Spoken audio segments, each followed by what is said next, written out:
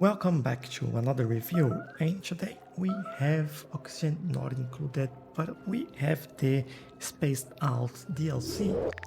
And I think that'll be a special review because I don't usually review just the DLC, I usually review the main game. As I did, you can check the video on your screen if you want to see my review on the full Oxygen not included game.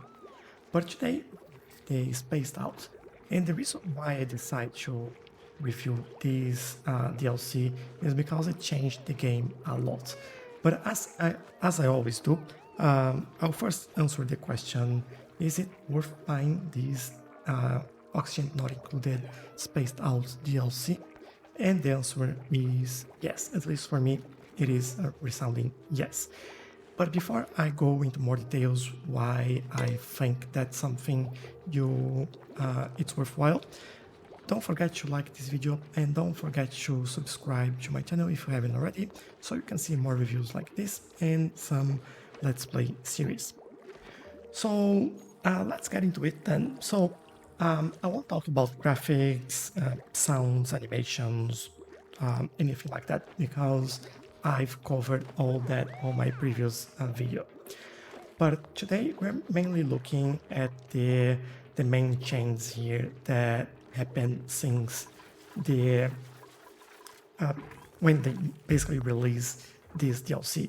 Just know that this is still in early access, but yeah, I think it's still worth it, even if with the DLC not being complete and having an issue here or there. But if you're not a hardcore gamer like I am, you won't see any of those issues. And some of the additions to the DLC are right here on the screen. One of them is the grub. This is another animal that they've added that help growing some of your plants, like the millwood. They have the what's called grub. I'll be able to say it. Grub. And this will speed the growth of your plant by 50%. That's quite a lot. So it helps you a lot. And the plague slug. So this is quite an interesting animal, and I'll show you right here. So I have these two stables in here, and what they do, I'll actually speed the game so you can see it. As you can see, I have some wires hanging from here, and they are actually electrified. So what they do, when we actually reach the night cycle, they will actually go to the top here, to the ceiling, and they will sleep like a bat, more or less. But while they sleep, they will charge, and you can use their electricity from when they're sleeping to charge your batteries. And that's my only means of getting energy here. I have a coal generator here, but we don't have coal in this environment. So they are my actually I do have some solar panels in here, so yeah, I'm lying. But they were for quite some time my only source of energy. And this is quite helpful, especially at the beginning of your game. You can easily get energy accessible, and you can start charging your batteries and using that energy for whatever you need across your base. So we are coming into the night cycle now, and they will probably go to sleep very, very soon. So let's take a look here. We are going to the nighttime, and there we go. Now they are sleeping, and if you look at the power overlay, they are generating some power, and that's quite nice. So 400 for each. If I tame them, then this power generation will go up. So this is another thing to keep in mind, which is pretty good. So another big change here is actually this on the right side, and they've changed the way they show the research that you have available. And now you can filter and always see what you want. So if I want to see, for example, how much water I have, I select it and this will show on the screen for me all the time. You also have some diagnostics in here that helps you identify issues with, for example, oxygen with our crops, which we do have issues in here, mainly in this area, and your food and the stress across your colony. Now, talking about colonies, we do have a few buildings here that are different. So teleporter, receiver, transmitter, and where are those other buildings? Supply, teleport, this is output, and this is the input. So why do we have that? Because now you can travel across planets and have different colonies. So this is my main colony where I started the game. And I was able to travel to this other planet in here, which is this one, by using this teleporter. So I got a dupe in here and they end up that planet. And I started building that planet from the ground up. I can build rockets as well and send them out to other planets, but this is some other way that you have it. And you play on these multiple environments as you go, just changing the planet, just selecting these options in here. And as you can see, this creates a whole new game for you. This is the biggest thing here. And the reason this happens is because now you can have one environment in your colony here and a completely different environment as I do in this colony.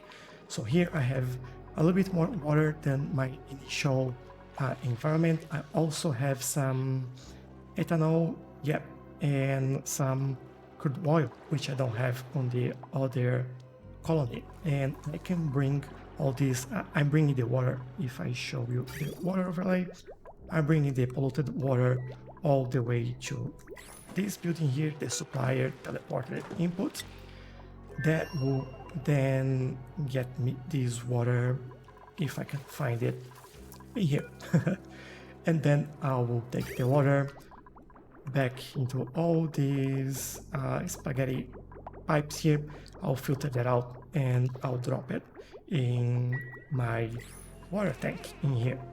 So there we go. I think this is the biggest game changer, and you have to think now how you can send and receive resources from planets using rockets or these transmitters. You don't have transmitters in all planets, you just have on that one. And everything else you will do with a rocket. So another thing that was changed, it's the research tree. So because there are new environments as well, they are introducing the radioactive environments.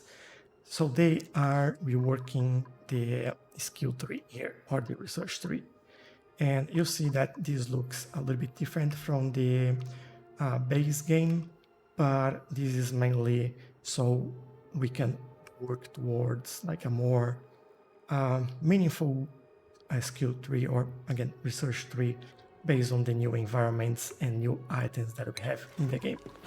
So, but that I think is really helpful on what we have there.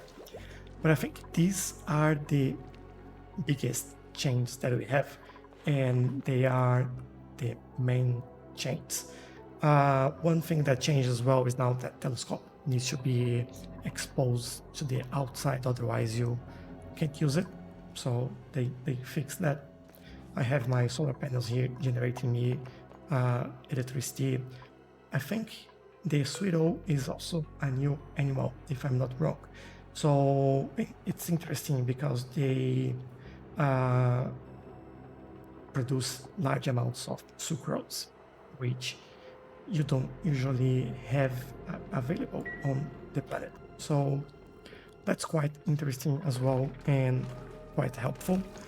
And I think you can do a lot of things with these new elements, with these new animals, new plants that you have, and you'll be able to do a lot more and explore a lot more the options that you have. Finally, to conclude, just a reminder that this is still in a early release on Steam, but you can buy it and you can start playing, but they are actively updating, fixing bugs, and adding the remaining content to this DLC. So if I think this is worth buying it, I think yes. If you, I would say just play the base game, and when you understand it and when you know how to do most of things, then, or at least how to know all the basic things, then try to explore the DLC, and because this will increase the amount of possibilities that you have like tenfold, and you'll be able to play this game a lot more without ever repeating the same base or the same environment or the same biome that you start on your game. So that's all I have for today. Oh, I hope you enjoy it. Don't forget to leave this video a like. Don't forget to subscribe as well. And I'll see you in the next one.